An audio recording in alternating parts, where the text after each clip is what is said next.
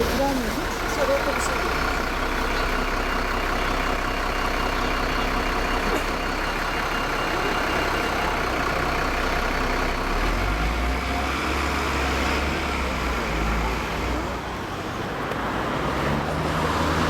Harika bir yer, harika.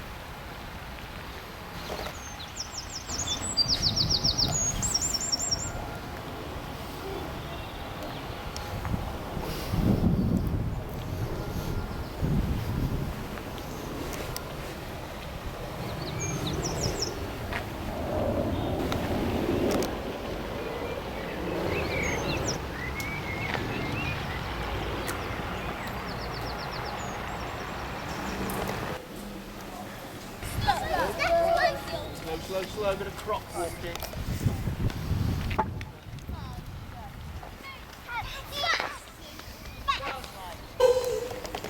Ne bunlar böyle? Hani filmlerde olur ya, oturmalık. Gözlüğüm bağırmadı. Allah Allah, ne kadar değişik bir şey şu yeşiller. Otur üstüne bak, bir de bunlar. Bu nilüfer çiçeği bunlar.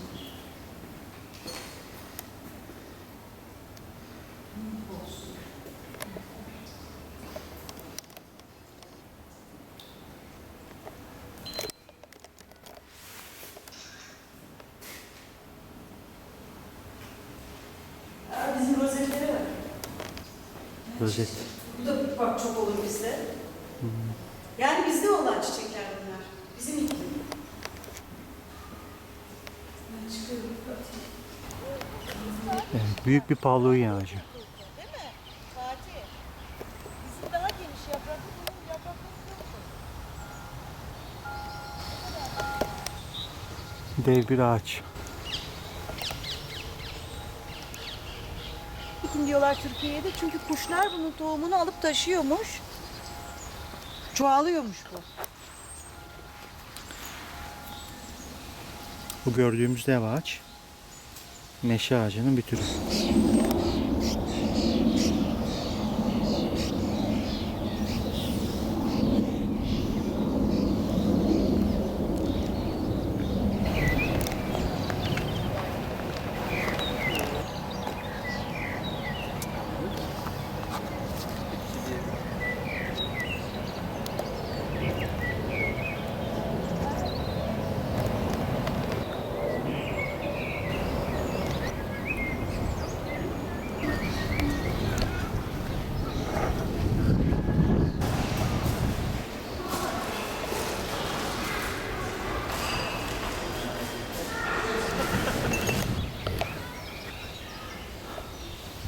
...1600-1700'lerden kalma bir çınar ağacı. Doğu tarafı Avrupa'nın. Bir zamanlar prensesin eviymiş. 1736'dan 1802'ye kadar. Güzel bir saraymış, burası palas gibi bir şeymiş. Prince of Wales ve konsort şeyi. Güneş saati.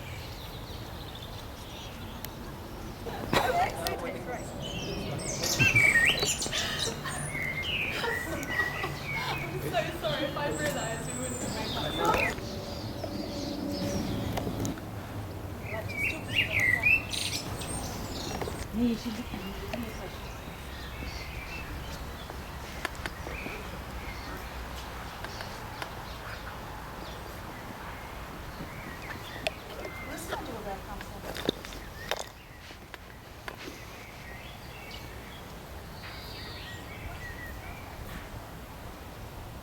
Çeşmede de satıyorlar onları. Urla'da da satıyorlar.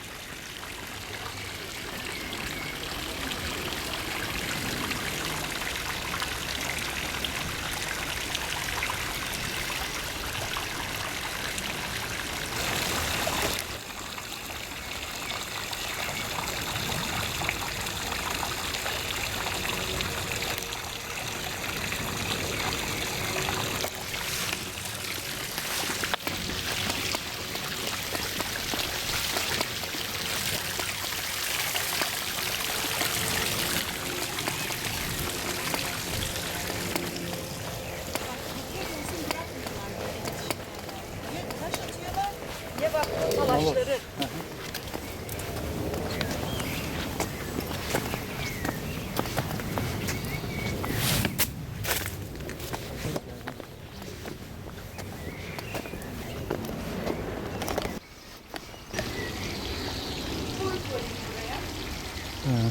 Rahatsız olmadan çalışın.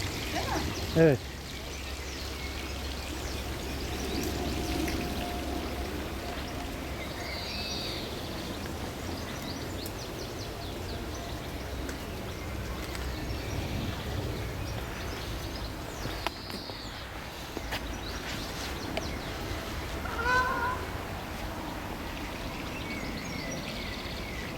Uçuyorlar bak.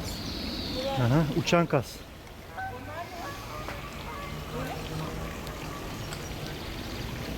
Bak şarkı söylüyorlar bir de. Nanelere bak.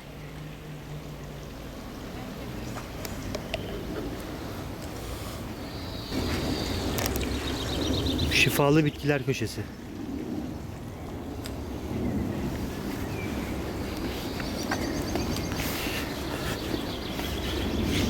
Lavanta. Lavantanın diğer cinsleri.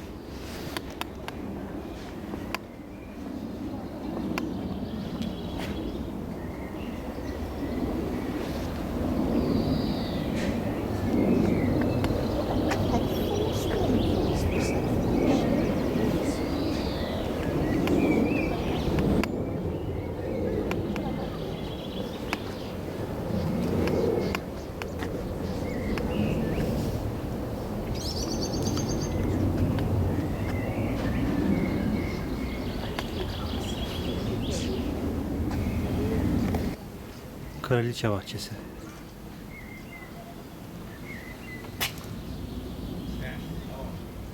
Ödül almış. British Tourist Authority Landscape Heritage Award. Şimdi traktörle tur atacağız.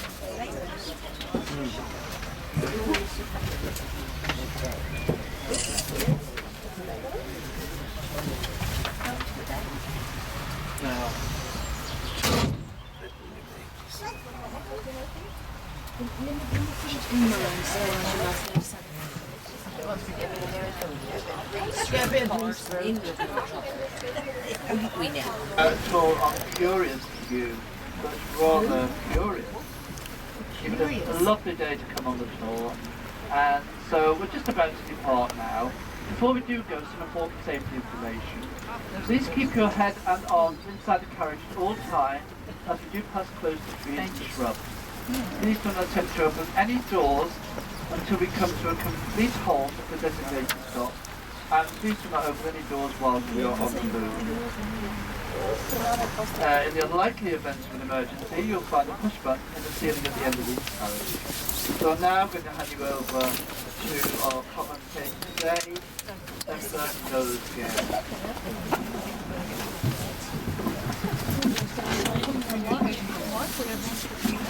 Yeah. We're moving on now. Thank you, Rob.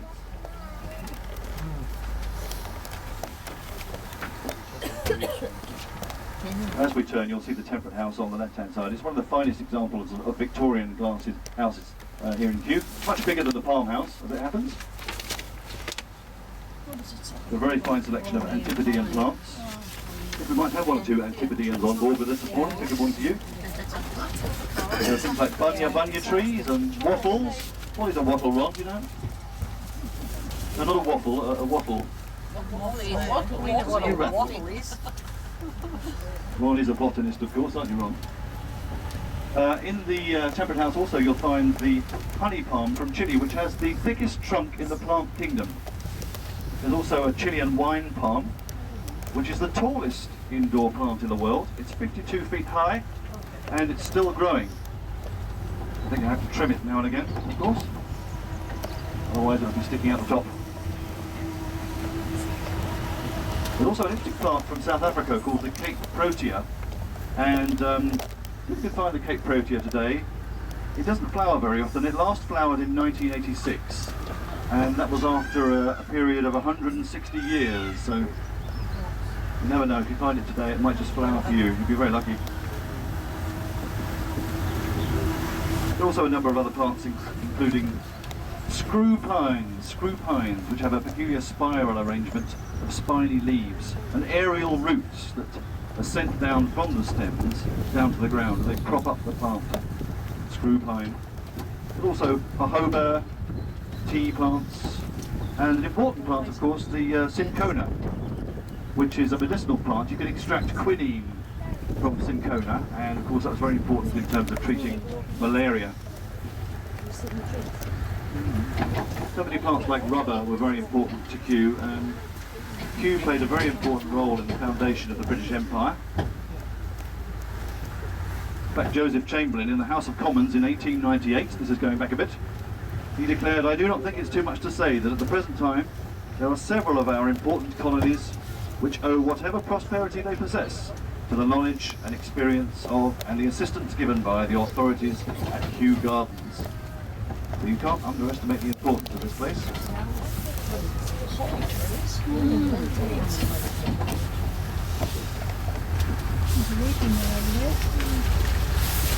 Now, as we go around the gardens, you'll see a number of follies, most of which were created by Sir William Chambers, who was architect to the King.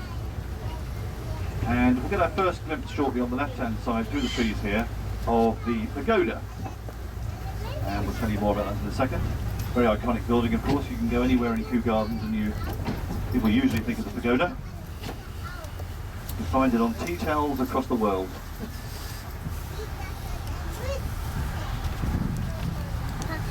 There were lots of follies. The pagoda's one of them. There was also a mosque and an Alhambra.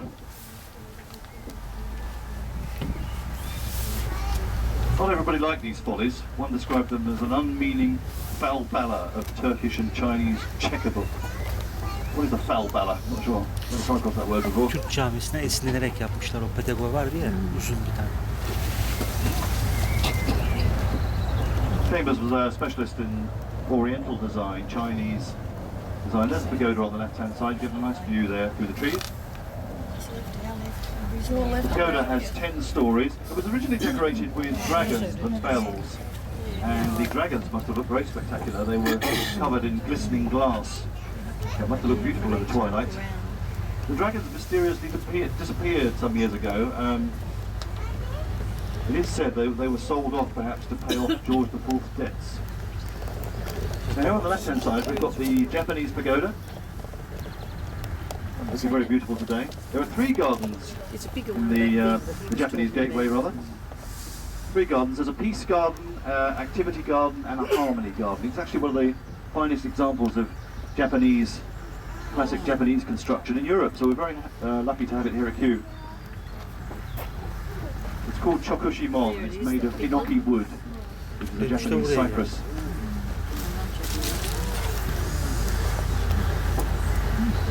It was originally constructed for the Anglo-Japan exhibition in 1910, and it was reconstructed here. So we're nearly celebrating 100 years of the Japanese gateway. Another one of our stops. Tell you a bit more about the pagoda. Was I understand that in during wartime, during the Second World War, up to 7 bombs were dropped around the pagoda, and none of them hit. It was altogether very fortunate. Having said that, ballistics experts have actually used the pagoda to practice dropping bombs within it, and there were holes drilled through the number of different floors through the pagoda where they were dropping the bombs themselves, not exploding ones of course. There was a suggestion in the late 19th century by the Gardener's Chronicle that the pagoda would make a nice tea house. Not quite sure what we think of that. There'll be lots of running up and down stairs. Not quite sure where you put the kitchen either. We're happy to move on. Thank you, Ron.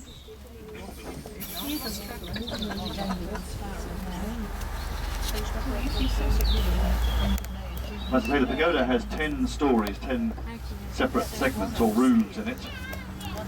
It might have been where Chambers got the design wrong, because I read that traditional Chinese pagodas should have odd number of stories rather than an even number of stories, so actually wasn't such a specialist after all.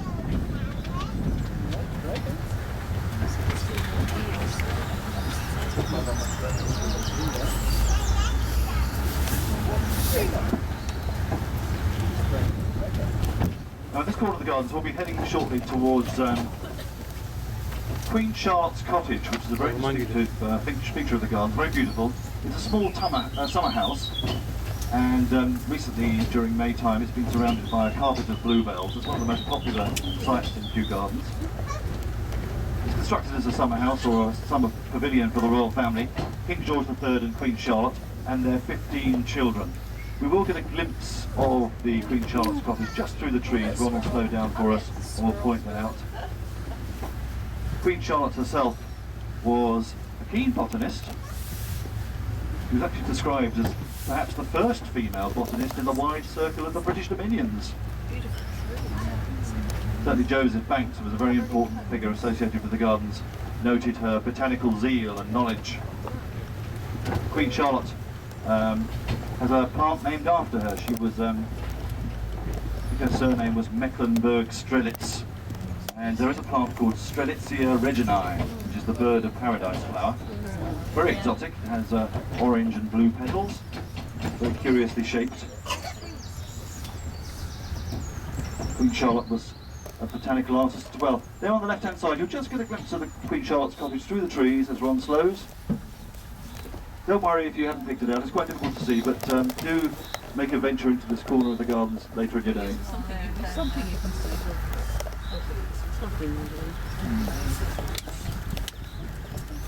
So Charlotte was she was noted for drawing a number of plants and specimens around the gardens. Very keen she was, and she was a specialist also in collecting dried and pressed flowers. She found Kew uncommonly cheerful, apparently. Sadly, of course, she died in Kew Palace, which we'll see later on our tour this morning.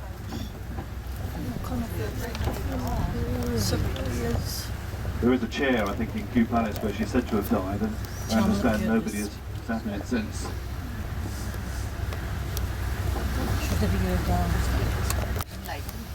I'll be coming up to another one of our scheduled stops here in a second. On the right hand side you'll see the lovely lily pond. On the right hand side you'll see a splendid tree almost in the water there. That's the swamp cypress. It's from Florida in the southeastern United States. I like to think of it as the knobbly need plant. It has peculiar roots which expose themselves before plunging into the water.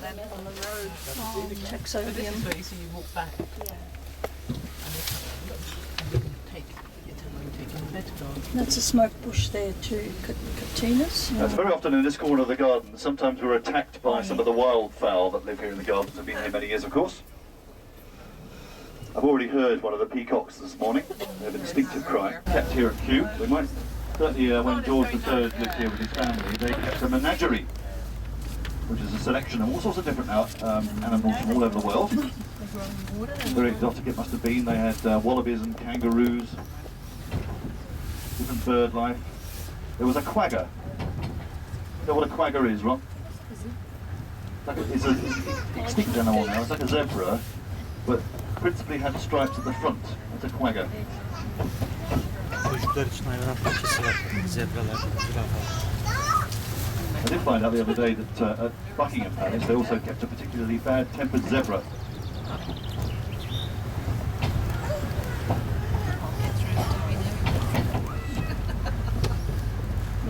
Now we're in that area of the gardens. We're approaching the lake, the Grand Lake on the right-hand side.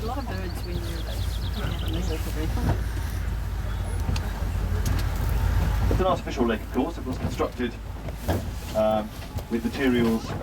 The whole was constructed with materials that were created for the used for the temperate house, the construction of the temperate house.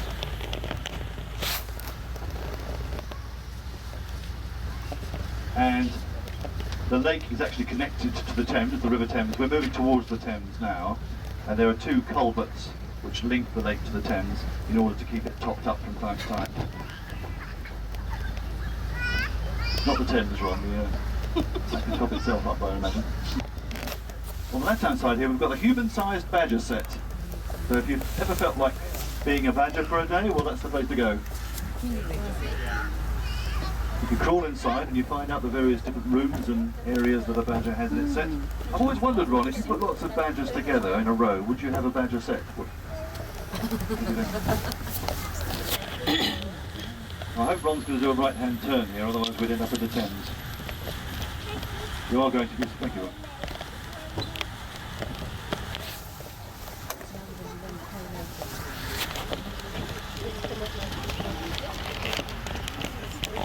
Now in a moment, for my money, especially on a day like this, you're about to get one of the most romantic, gorgeous views in London on the left-hand side.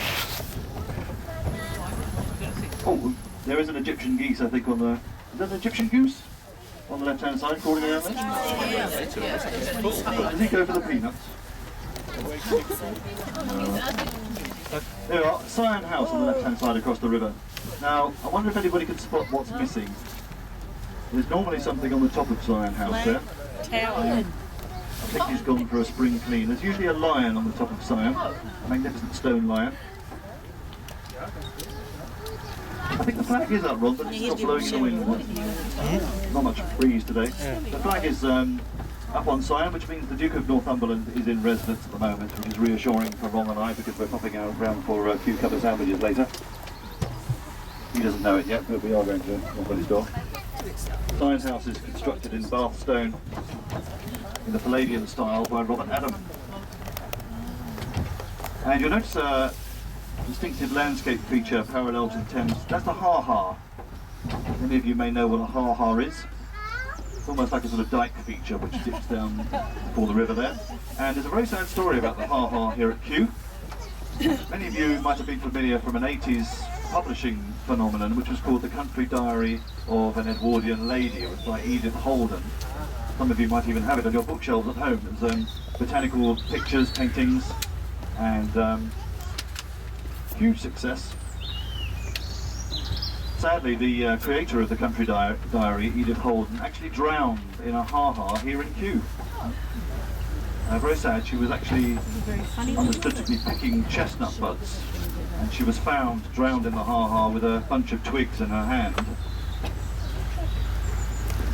was all in the local papers. Apparently the doctor who officially pronounced her dead was Dr. Payne.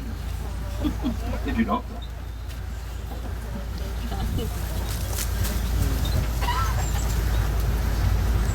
That view at Cyan House, along with a number of other views of Kew, have of course been famously painted by landscape painters such as Richard Wilson, J.W. Turner and Rowlandson.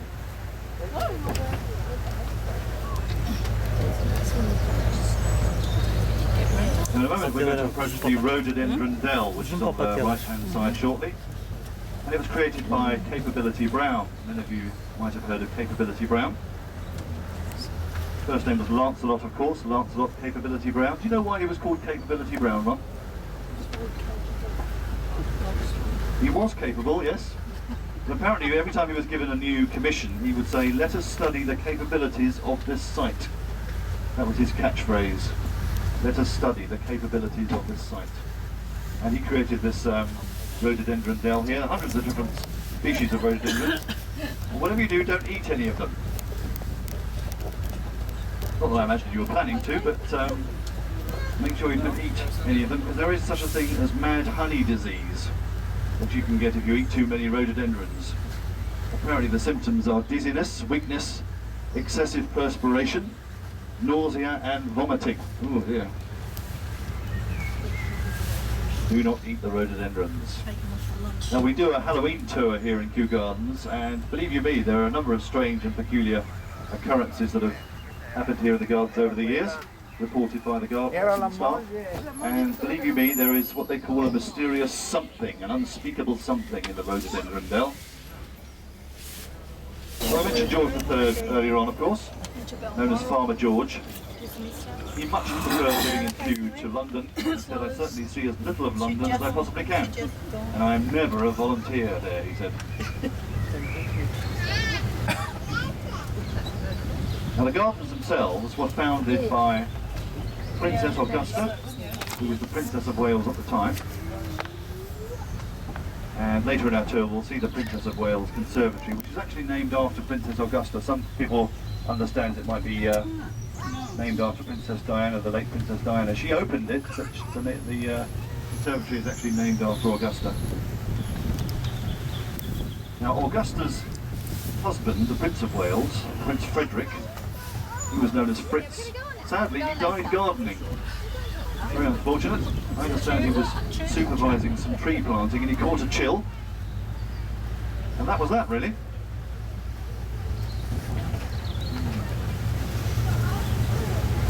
And what Princess Augusta did after Frederick's death was to bring in Lord Bute, her very good friend Lord Bute. And they worked together to create the gardens here at Kew.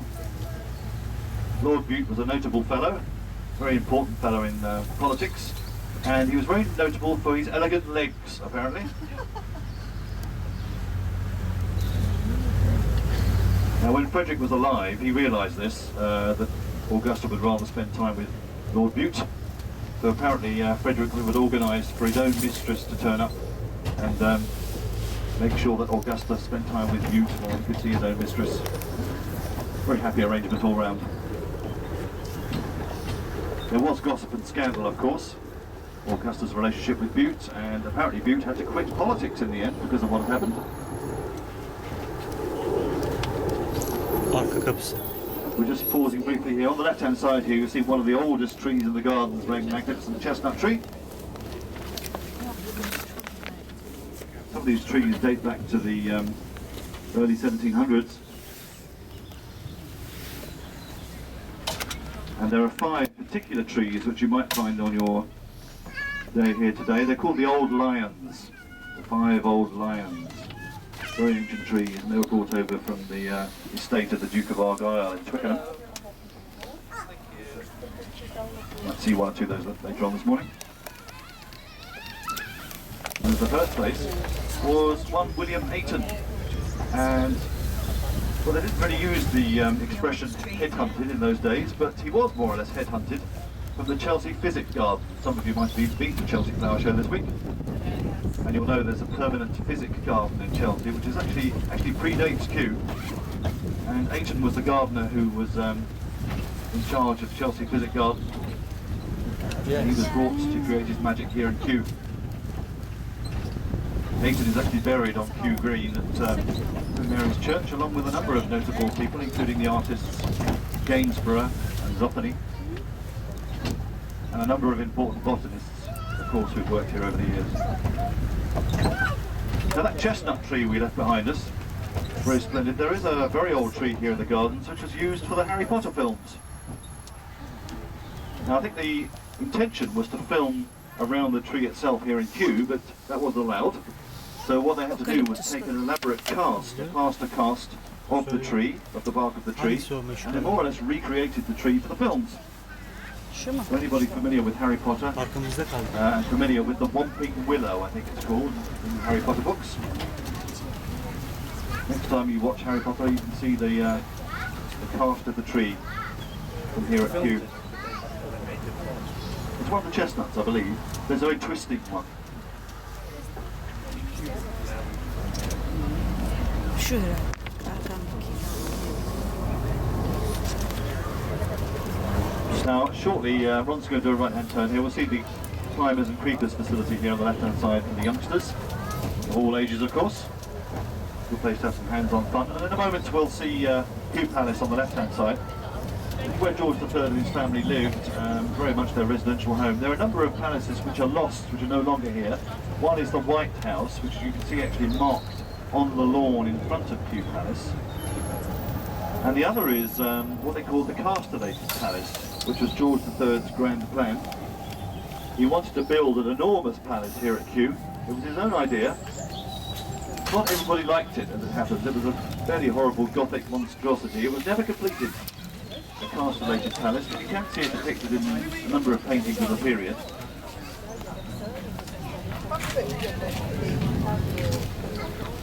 Now sadly, of course, George III became unwell as the palace nears completion, but it was decided that it would be demolished before it was ever finished, and so difficult was it to demolish the thing, they had to blow it up with gunpowder in the end.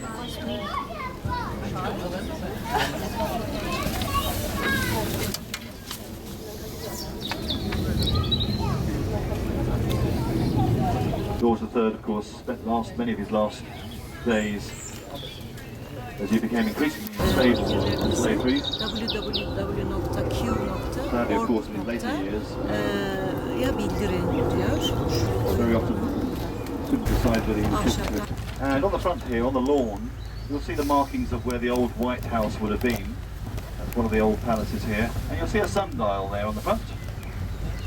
That sundial actually commemorates the discovery, a scientific discovery by Bradley, of the aberration of light.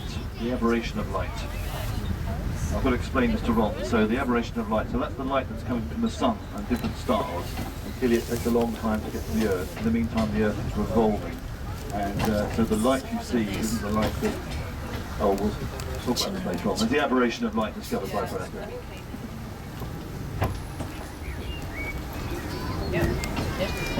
Now, Kew Palace, as you can imagine, is haunted. It's haunted by the ghost of young Prince Octavius. He can be seen sometimes holding a candle, wearing his nightshirt.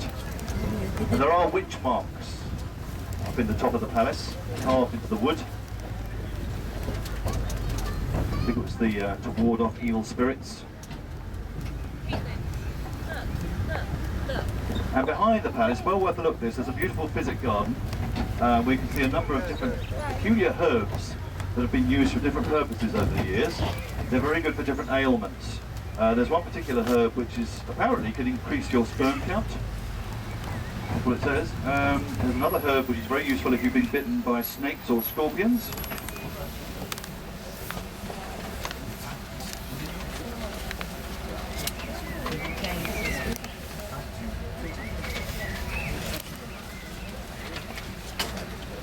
There's peculiar plants in the physic garden behind Kew Palace. Well worth a look at. I wandered around the other day and it's fascinating. There are also plants apparently which are very good for you if you've been bitten by snakes or scorpions. There's also a plant very helpful if you're a bit of a drunk, if you have one too many. Obviously lots of hangover cures. There's also what they call a bastard rhubarb, which I thought was quite amusing. And there's a particular plant which apparently is very good for sores of the secret parts. I'll leave you to think about that. In this corner of the gardens there's a number of spectacular seed sculptures, of course. You'll see these are contemporary sculptures representing different seeds of different plants. What are the seeds we've got here then, Ron? We've got devil's claw behind us, horse chestnut on the right, lotus seed on the left, and the star anise on the left hand side as well. Is that right, Ron? We're going past that yet.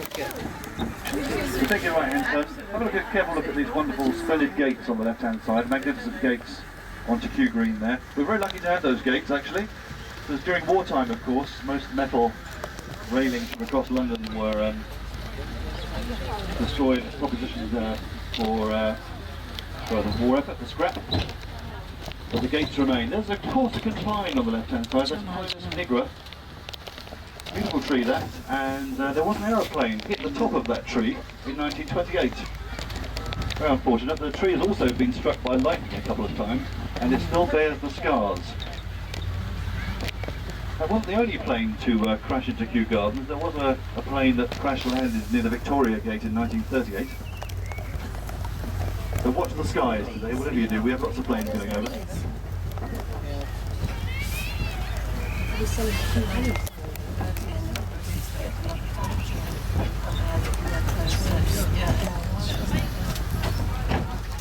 Yeah, Ron's just pointing out, those of you who may be familiar with Wakehurst Place, which is attached to Kew, of course, that's out in the country, but that's where we have the Millennium Seed Bank, which is bomb-proof, isn't it, Ron, pretty much?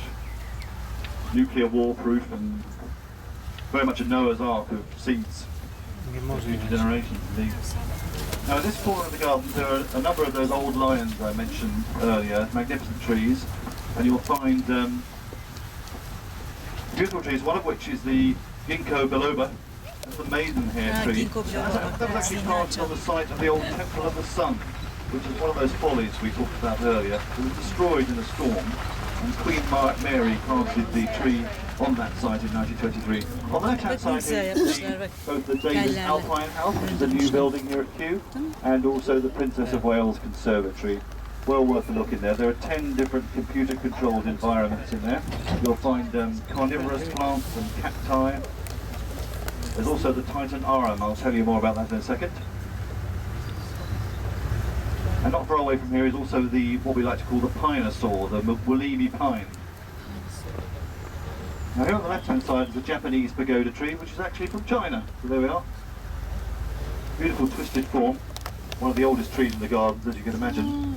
And it was only recently, in 2006, that they actually renamed the tree after all these years because of experiments and discoveries they've made with the DNA of the plant.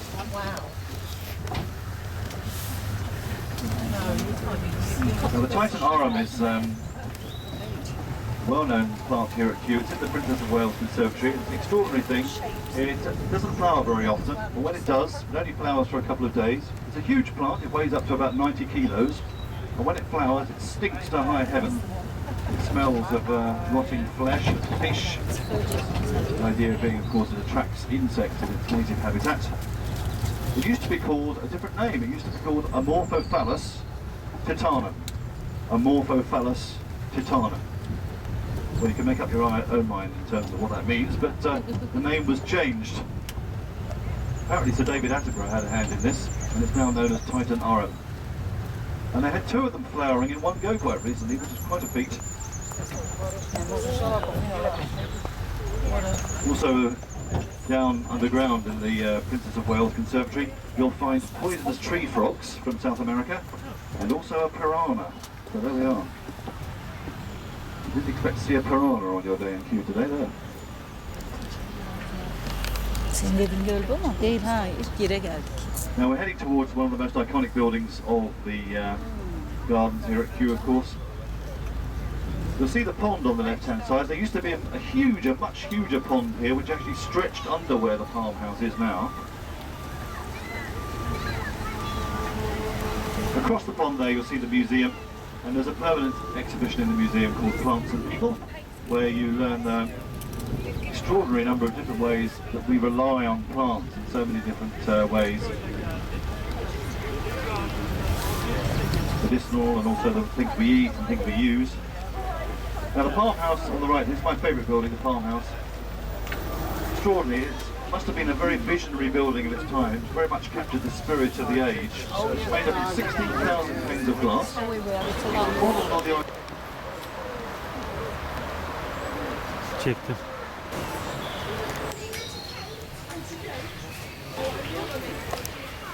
Bu anıt Sir William Chambers tarafından Prenses Augusta için 1758'de inşa edilmiş.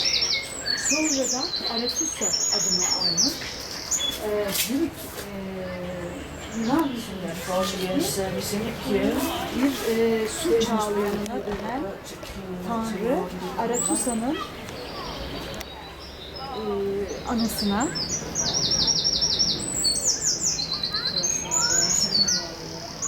İkinci Dünya Savaşı'nda hayatlarını kaybeden Kew Garden çalışanlarının anısına da dikilmiş.